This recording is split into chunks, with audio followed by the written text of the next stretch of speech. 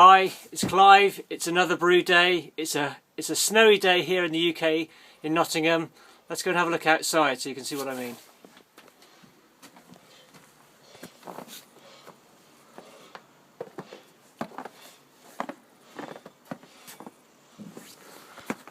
I'm gonna have a go though.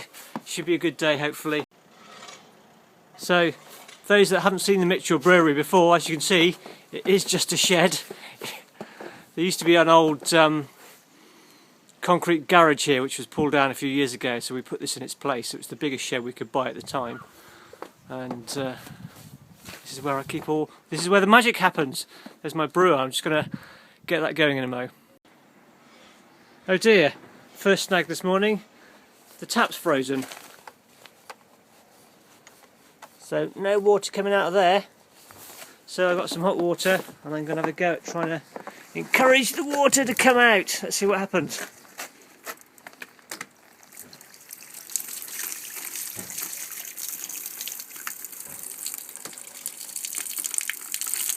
There we go, that did the trick. I can start brewing. Here we go, I'm going to fill up my water boiler. Now, I don't usually fill it right up to the top and then cart it into the shed because it's too blinking heavy. So I usually fill it up halfway and then I'll just cart the water from here into the shed. Today I'm going to be making Sierra Nevada Pale Ale. Now Sierra Nevada do a fantastic beer called Blue Moon, which I really like. So I've got this new book. It's called Clone Brews, Recipes for 200 Commercial Beers by Tess and Mark Szamatulski. It's an American book, so it's very different from the book that I've been using up until now, the British Rail Ale book, which has been a fantastic book for getting started. There's 100 recipes in here of mostly British beers.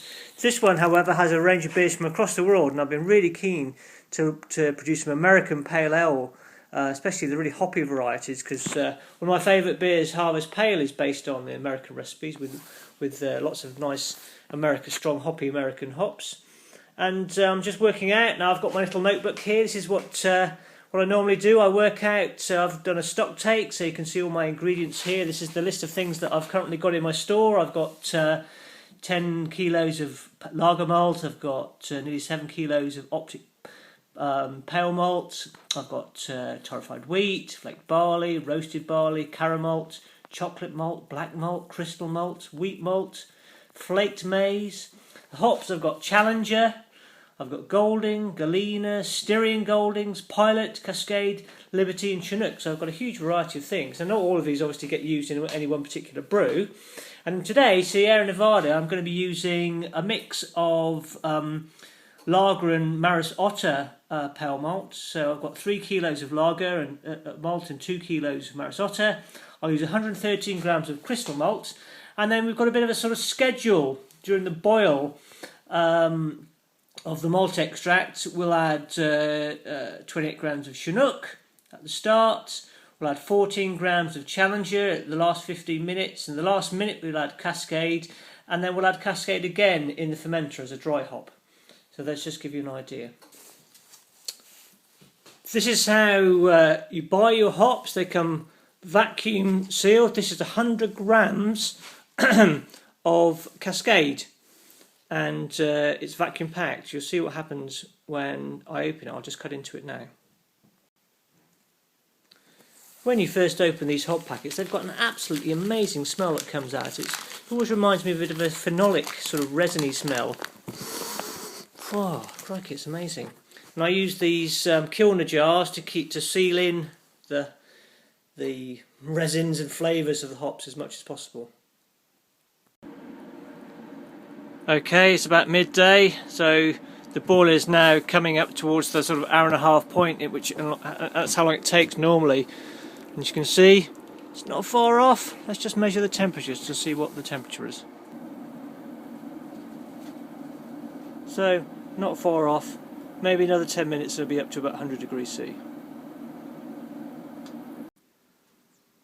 Okay, I've just turned the boiler off, and on past experience, that's going to take a little while. It's usually about 45 minutes or so to cool down, something like that.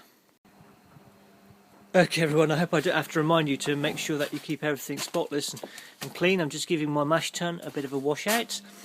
Do remember though, however, that at this stage you've got your water in your boiler, which is going to go then sparged into the grain in the mash tun. Remember, all the extract that we get from this stage is going to go back into the boiler, so it's going to get reboiled. So yes, keep things clean, but at this stage, it's if there's a germ that manages to creep through, it's going to get boiled to death in the final stage. It's after that stage, when you cool things down, you have to be really spotless. But as a rule, I'd always keep things really spotless anyway, just as good practice. Right, I'm adding the malt to the mash tun, and the recipe in Clone Brews required 5 kilograms of American 2-row malt. Well, I haven't got any of that, and the closest equivalent I'm using a mixture 60% lager malt, so that's 3 kilograms, and 40% Maris Otter, which is in here at the moment. And then I'm going to use a bit of crystal malt as well, so there is 113 grams of crystal malt that's going to go in here. Here we go, all the malt is in the mash tun, and I've just added 9 litres of water from the boiler, which had been cooled down to 80 degrees centigrade. This will now sit and steep in here, sealed up for an hour and a half, to extract the sugars, to dissolve the sugars away from the malt. Okay, everybody, I refilled the boiler and then back up to 100, and it's cooled back down to 80 degrees C. Now my mash tun is ready to be revealed. You can see I've unwrapped it, and I'm just about to take off the lid of the mash tun. Oh, look at that. There you go. Oh, fantastic. Lovely malty goodness. Hi everyone. I've just tapped off the first malt extract. Here we go, it's in here. I've got about 1.5 litres here. If you're brave, you can have a taste of this stuff. It's like a lukewarm cup of tea, and it's a little bit like Horlicks, but have a taste. Oh, that's nice. That's nice. Don't forget, this is going to go back into the boiler at some stage with the hops, so any germs or anything are going to get, not that I'm germy of course, any germs are going to get boiled to death, so you'll be totally sterile. So have a taste, it's quite an interesting experience. Thanks. Okay, I'm ready. The cold boiled water is less than 80 degrees C. I've connected up my little hose with the fine watering rose from watering can to the tap. I'm going to now just drain off some of the extract into my spare fermentation bin. The other one's out there sterilising, of course, like it should be. So what we do now is we start sparging. Here we go, you can see the water there, and washing across the grain. The idea of this is to wash out as much of the sugar from the grain as possible. Good idea to make sure your tap is hanging over the mash tun as well, because this thing always leaks. So at least it's leaking into the grain. So I'll do this now until all the water's gone.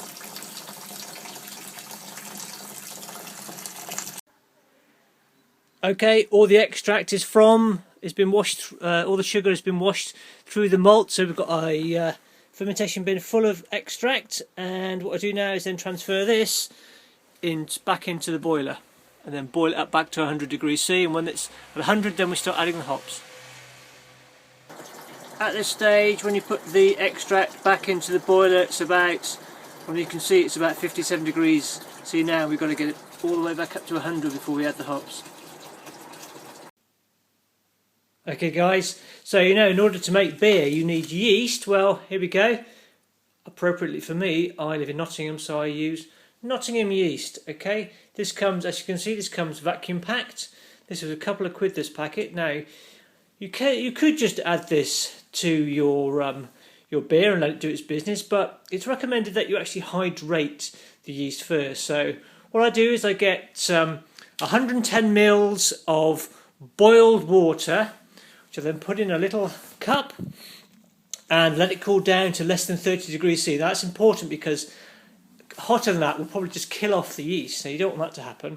So you tip the yeast into your boiled water, and then you leave it, and basically after 15 minutes give it a stir, and then after a while this is what happens. The yeast is activated, and this is what will get added to the beer later. Okay, the malt extract or the wort is ready now for the hops, and I've just weighed out 28 grams of Chinook. So this is my exciting hops that I'm going to use from America. So I'm going to add these now. Here we go. There's a bit of a stir.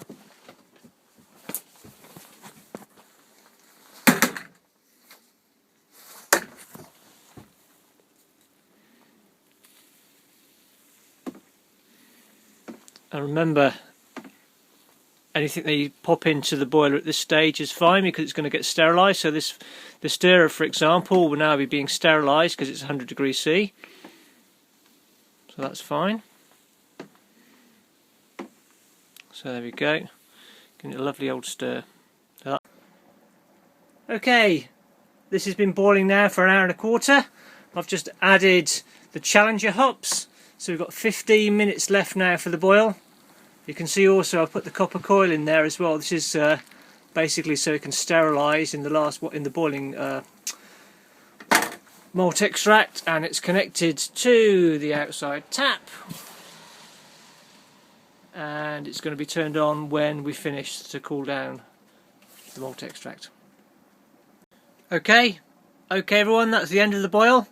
Let's just turn off the boiler, and then we're going to go and turn on the tap for the chiller.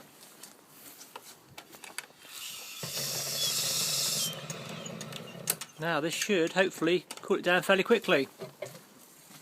Usually only takes about 10 or 15 minutes.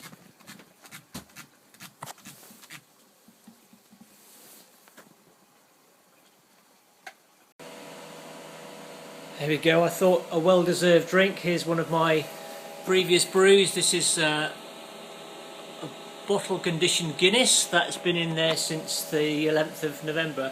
Look at that, fantastic. It's well carbonated. Let's have a sip of this, shall we? Cheers everybody, this is the end result of one of my previous brews. Let's see what it tastes like.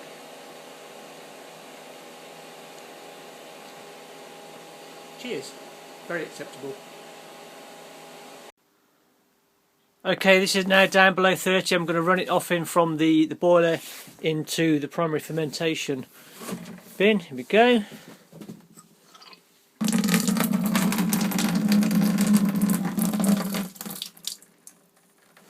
Just let that run through and get as much of that liquid from there into there. Oh, it smells fantastic. At this stage I'm thinking, am I going to get 25 litres out of this boiler into here? Because you obviously lose a lot through evaporation, and you probably saw during this video that there's loads of evaporation be going on in here. Loads of steam coming off. So hopefully we'll manage to get up to the magical 25 litre mark. Okay guys, I've realised that I've often missed out this crucial stage of the brewing process. Here we go, here's the yeast, it's nicely hydrated, and here's our cooled wort. Now it's below 30 degrees C, so it's just the right temperature for this to be pitched into here. So we'll take the lid off, and this pitching process is literally just, I think, chucking it in. So here we go, give it a bit of a swish round, and in it goes. Last little bit.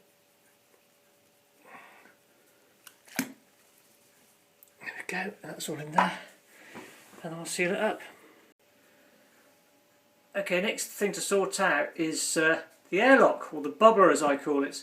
Now at the moment this is empty of water, and what you want to have is an airtight seal. So this lid is airtight, okay, so it's totally sealed onto here, but you don't want any bugs going into your brew while it's in the first primary fermentation stage. So you just need to top up this little bubbler with a little bit of water.